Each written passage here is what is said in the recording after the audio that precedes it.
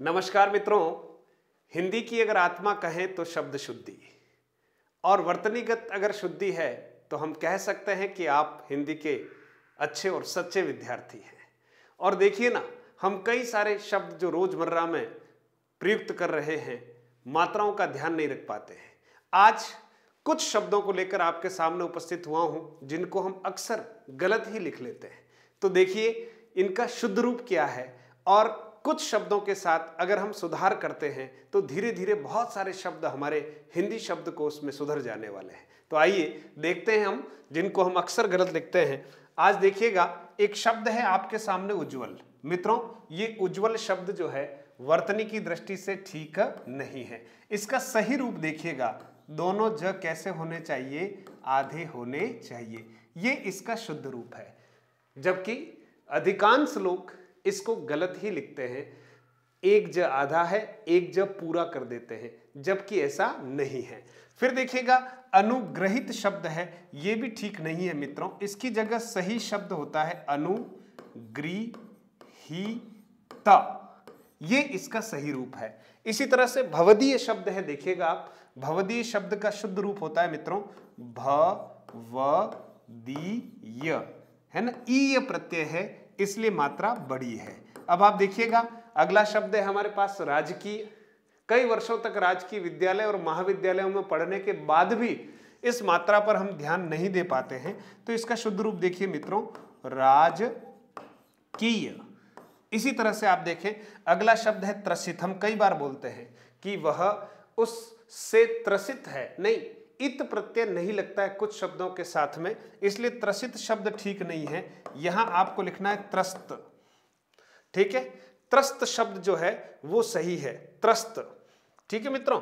फिर देखें, फिर ग्रसित शब्द है, ये भी ठीक नहीं है। यहां पर आपको लिखना है ग्रस्त, ठीक है। और यहां क्या लिखना था, त्रस्त, ठीक है।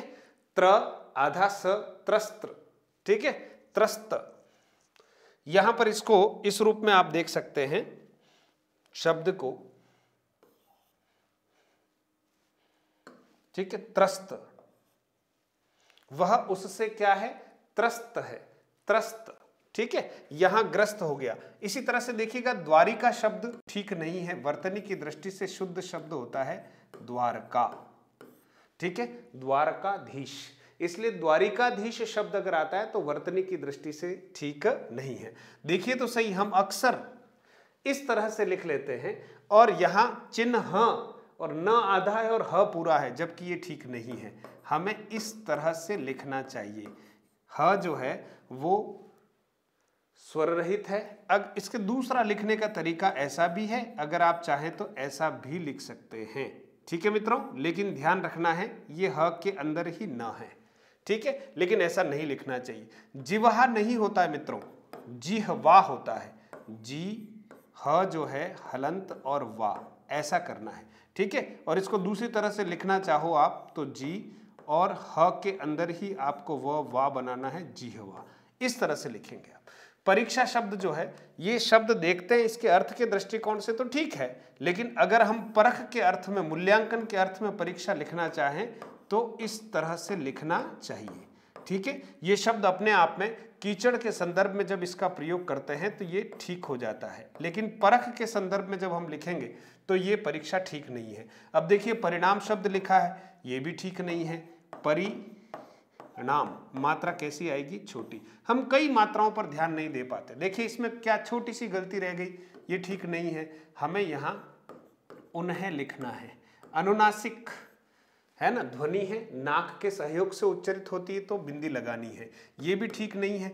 इन्हें इस रूप में लिखना है, इन्हें, ठीक है। फिर देखें जिन्होंने, देखिए ये भी गलत हो गया और आपको लिखना है जिन्होंने, ठीक है मित्रों। फिर आप देखेंगे अगला शब्द है अंधेरा नहीं, ये तद्भव शब्द है, इसलिए यहां पर आप देखिएगा चंद्र बिंदी आएगी और इसको लिखना पड़ेगा अधेरा। फिर देखिए एकत्रित नहीं होता, इत प्रत्यय इसमें भी नहीं लगता, ये सही रूप है इसका एकत्र, है ना, इसलिए एकत्रित नहीं करेंगे मित्रों। फिर देखिए रचयिता नहीं होता, ये भी ठीक नहीं है, और शब्द होता है रचयिता, शब्द क्या होता है? रचयिता। इसी तरह से देखिए पक्षी वर्ग ऐसा लिखा हुआ हमें मिल जाता है, जबकि ऐसा नहीं करना है। जब वर्ग शब्द जोड़ा है तो पक्षी वर्ग ऐसे लिखना पड़ेगा आपको, क्योंकि मूल शब्द जो होता है संस्कृत में तत्सम शब्द होता है वो है पक्षिन, और इसमें जब वर्ग जोड़ते हैं तो न का लोप हो जाता है और मात्रा जैसी छोटी है वैसी की वैसी रहती है। इसी तरह से योगी राज शब्द जो है ये भी ठीक नहीं है। इसको अगर सही लिखना चाहते हैं तो हमें लिखना पड़ेगा योगी राज, क्योंकि मूल जो शब्द है योगिन है, हलंत वाला है। इसी तरह से मंत्रिमंडल शब्द लिखा, ये भी ठीक नहीं है। हमें यहाँ मंत्रिमंडल या मंत्री परिषद लिखते हैं तो ऐसा लिखना चाहिए, मात्रा छोटी आएगी। देखिए पश्चात लिखा हुआ ऐसा लगता है बिल्कुल सही होगा, लेकिन ऐसा नहीं है। पश्चात त के नीचे हलंत है, हल चिन्ह है, ठीक है। फिर अकस्मात, ये भी ठीक नहीं है। आप देखिए इसको हमें शुद्ध रूप में लिखना है तो ऐसे लिखना पड़ेगा अकस्मा और त हलंत आना चाहिए, ठीक है मित्रों। इसी तरह से तत्व अक्सर ऐसा ही लिखते हैं, लेकिन ऐसा नहीं है। यहाँ 2 त आधे हैं, ध्यान रखना। तत्व ये शुद्ध रूप है तत्व, ठीक है मित्रों। कुछ और शब्द जो हैं वो आपको मैं समझाना चाह रहा हूं, देखिएगा। ये महत्व है, ये बिल्कुल ठीक नहीं है। इसका शुद्ध रूप होता है मह आधा त व। इसको ऐसे भी लिखा जा सकता है और हम चाहें तो इसको ऐसे भी लिख सकते हैं, महत्व, ठीक है। फिर देखिए चमत्कारिक लिखा है, ये नहीं, व्याकरण की दृष्टि से ठीक नहीं है। इक प्रत्यय लग रहा है इसलिए चामत का रि क ऐसे। फिर देखिएगा प्राणी शास्त्र लिखा हुआ है, संस्कृत में प्राणी के लिए मूल शब्द है प्राणिन हलंत, तो ये भी ठीक नहीं है। हमें प्राणी शास्त्र इस रूप में लिखना चाहिए, प्राणी शास्त्र। अगर हम अकेले प्राणी शब्द लिखते हैं तो अलग बात है, प्राणी शास्त्र। फिर देखिए प्राणी विज्ञान, फिर वही बात है, हमें लिखना पड़ेगा प्राणी विज्ञान। फिर नेक्स्ट देखिएगा प्राणी विज्ञान। फिर अगला है युवा वर्ग। देखने में तो ये सरल सा लगता है, लेकिन यहाँ आप देखिए युव वर्ग, प्राथमिकता हमें इस शब्द को देनी चाहिए, क्योंकि युवन धन वर्ग है और जब मिलाते हैं तो युव वर्ग शब्द बनता है। संस्कृत में तत्सम शब्द है युवन। फिर देखिए साम्यता, य और ता दोनों एक साथ प्रयुक्त होते हैं, इसलिए ये वर्तनी की दृष्टि से ठीक नहीं है। आप इसको चाहें तो ऐसे लिखें साम्य, ठीक है, या आप लिखना चाहें तो इसको लिखें समता, ठीक है मित्रों। ये दोनों ही सही हैं, लेकिन साम्यता सही नहीं है। छत्र छाया नहीं होता, ये गलत हो गया। आप यहाँ एक साथ लिखेंगे तो छत्र छाया, ऐसा आपको लिखना पड़ेगा, छत्र छाया। फिर कीजिए, ये भी ठीक नहीं है।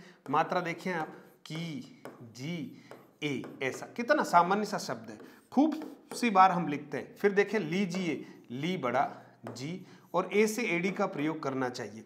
पीजिए, ये भी ठीक नहीं है। यहाँ पर इस तरह से नहीं, पी जी ए से एडी का प्रयोग करना चाहिए। वापिस शब्द नहीं होता है, इसमें वर्तनी की दृष्टि से सही शब्द है वापस। और इधर देखिए शुद्धिकरण लिखा है, ये ठीक नहीं है। जब भी कर्ण प्रत्यय जुड़ता है तो अंतिम जो वर्ण है शब्द का, उसमें दीर्घ ई का आह्वान हो जाता है और शुद्धिकरण हमें ऐसे लिखना चाहिए, ठीक है मित्रों। और बहुत सारे शब्दों के साथ हम आगे बढ़ेंगे, ऐसे ही कुछ कुछ शब्दों को हम सुधारेंगे और निश्चित तौर पर आप वर्तनी पर ध्यान देंगे तो आपकी हिंदी बहुत अच्छी हो जाएगी। आप शब्दों को पकड़ना सीखिएगा, सही उच्चारण से ही हम सही शब्दों को लिख पाते हैं। तो आज ये कुछ शब्द आपको मैंने बताए जो आपके लिए बहुत उपयोगी होंगे। चलिए अगली कक्षा में और मिलते हैं, धन्यवाद।